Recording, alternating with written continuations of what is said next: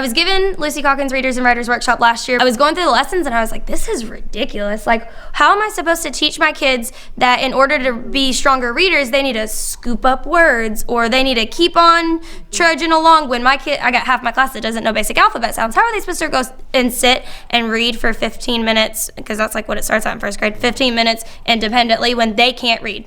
They're not paying attention to any of these strategies or skills that I'm teaching in the mini lesson because they don't apply to them. There's a livability factor. Being able to go home without pulling all your hair out.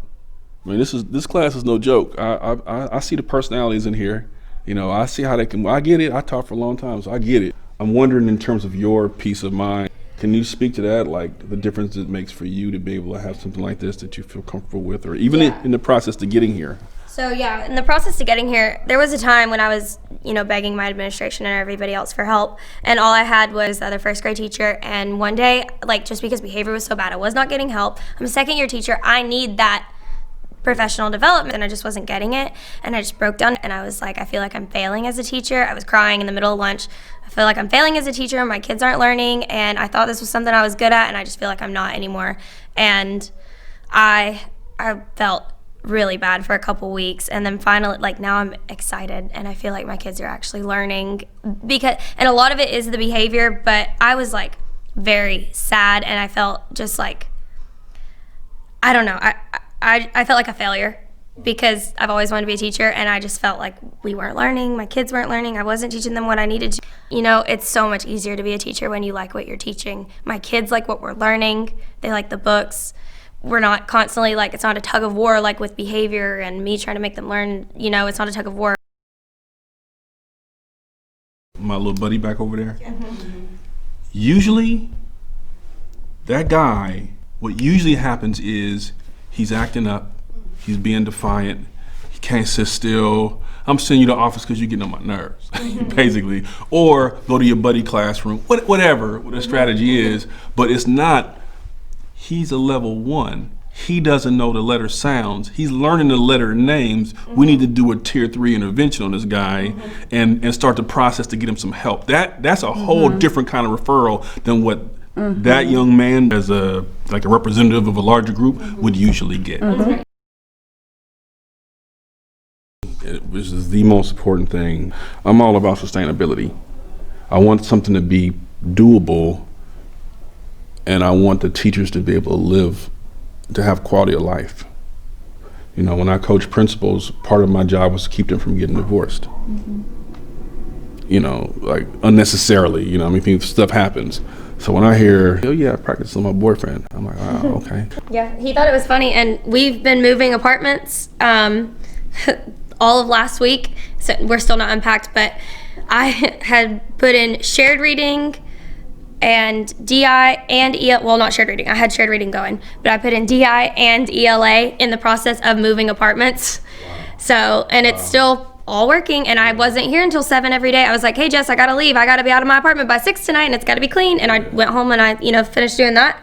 And then I made 30 minutes of time to look at my lesson plan for tomorrow, and I was ready. When you're not on just total E going home every day, it's more sustainable. You actually can like your job. You know what I'm saying? As opposed to just being ground to dust. Right, and when you see kids responding, it's so motivating. Yeah, I'm excited to come and read more of Biscuit tomorrow. You are definitely a first grade teacher. This amount of stuff I need to make it work, but the stuff I would need with a different program. That's really what it is. So if I'm a teacher and I come in and you say, okay, here's your lesson plan book. Okay, I'm good. And you can go to this link and get the YouTube videos. Okay, great. And the library is back there, and then you're going to have to make some copies out of this to get all that situated. Okay, I'm still in the. I think I'm still in the game with that. I'm not overwhelmed. But if you start telling me now I have another 2 of these to go with the other programs, if each one's got its own thing, and I'm going back and forth, then maybe I can start to get underwater a little bit. So this is ELA, and then my shared reading one is at home because I was cutting and pasting this. I was getting ready for the week, but I don't really use is this the teacher's manual? I don't really use that much. Like, that's something that you might read beforehand.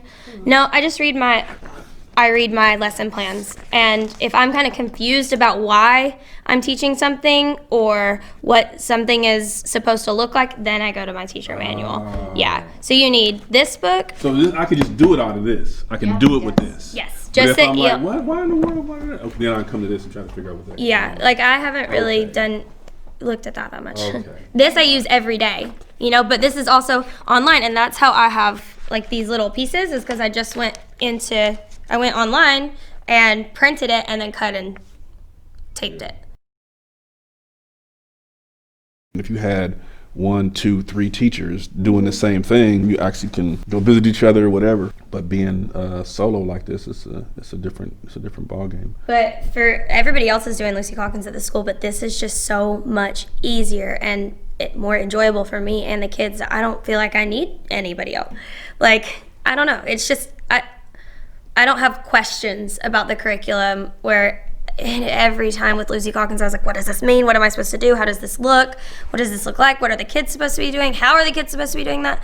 And here I'm like, this is what the kids are doing. This is what I'm doing, and it's completely set up. It's just so easy. So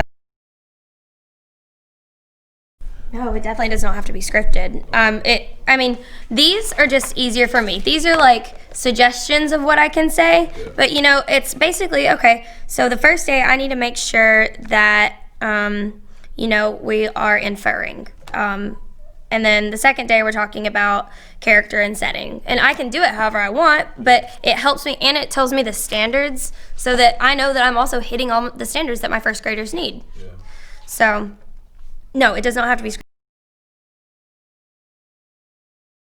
I said to her, we might want to consider shared reading because it'll help to build oral reading fluency, comprehension, vocabulary, blah, blah, blah. And so I gave her the manual. I gave her access to Sharon Walpole has professional learning videos. She watched the videos, she had the manual, and she was on her own. Like, I have not coached her around shared reading at all, neither English language arts, and even her now doing this group. I was like, here's the video to watch, turn to this page of the book. It's just really easy. Like, the protocols are really easy. Like, I went to a whole day of SIPS training, and I did not do that for this, and I know this way better than SIPS. Okay, I'm trying to get my head around that because there's a lot of time and energy and investment in SIPS right now. Yeah, and to be honest, like, I'm only teaching this one group. I don't know how I would do being able, teaching all 5. Yeah. It'd be a lot more for me to learn. So, but to be honest, I'm doing, and I layered it on at different times, but it's not been that much of a gap. Like, she pulled small groups 3 weeks ago, or this is the 3rd week. 3 weeks ago, I started shared reading. This week, I started ELA. Last week, I started DI for my own. So I've been learning this the whole time, and I still have my personal life. What did you think, Kareem, about what you saw today? I think I saw a real Oakland classroom in a flatland school where the kids are getting down. And I saw the teacher had bandwidth to be patient and deal with the issues that you see. I can tell how something is working by how thin the teacher's nerves are. Mm-hmm.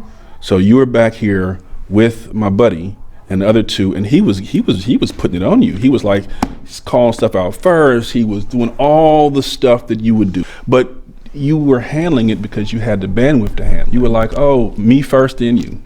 And you did it a few times. He kept on doing it, and then you were reinforcing with the other kids. I like how so-and-so was doing that. And it just, you had the bandwidth to wear him down because you hadn't been worn down yet. Mm-hmm.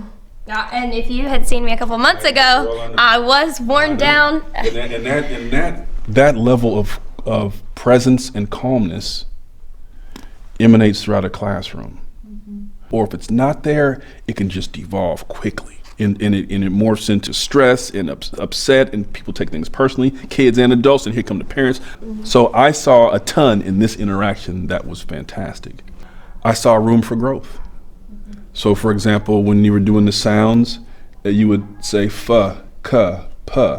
You still got the sound on the end, where if you got to cut it and just say p, k, t. that'll help them blend a little more smoothly.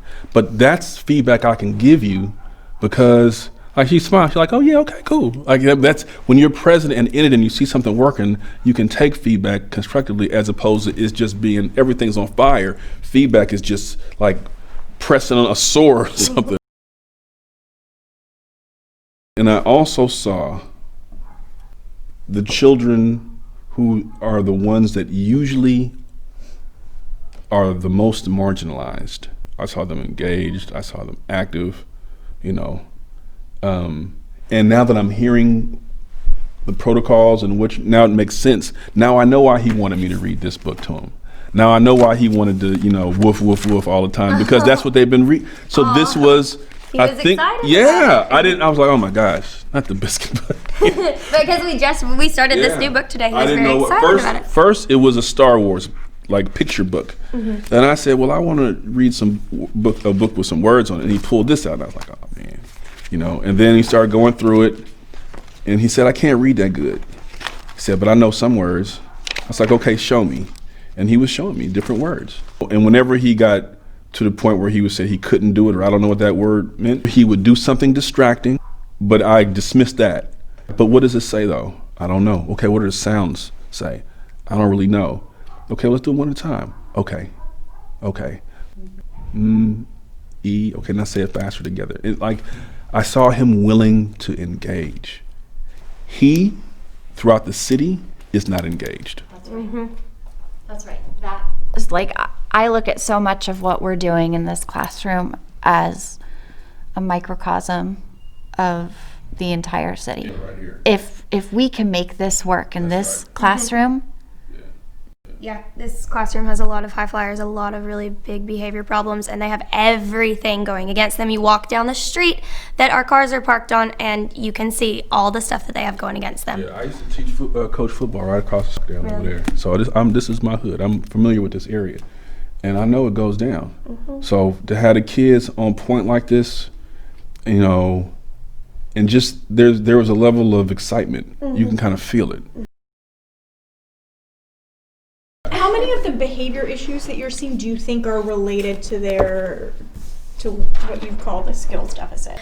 If they had the skills to focus and, you know, just sit down and read, or yeah, it would not be as bad as it is. And yeah, I mean, now it's better because they know what to expect, and they know what they're supposed to do, like, and they can sit down and read this book, and, you know, does it make sense? When you got a lot going on, you need routine. Mm-hmm. That's what people don't seem to understand. They talk, oh, trauma kids got some. Yes, that's why they need some consistency. Yep. Mm-hmm. When I get to school, I know exactly what I'm going to expect. Mm-hmm. You know what I mean? I could plan my day around that, as opposed to, oh, they got so much going on. Let's do this, let's do that, let's innovate here. Okay, fine, but you do recognize they got a lot of stuff going on. They need to have one place where, man, I know exactly what's coming. Mm-hmm. It's 1:30. Okay, we're about to start with this. Mm-hmm. That matters to kids.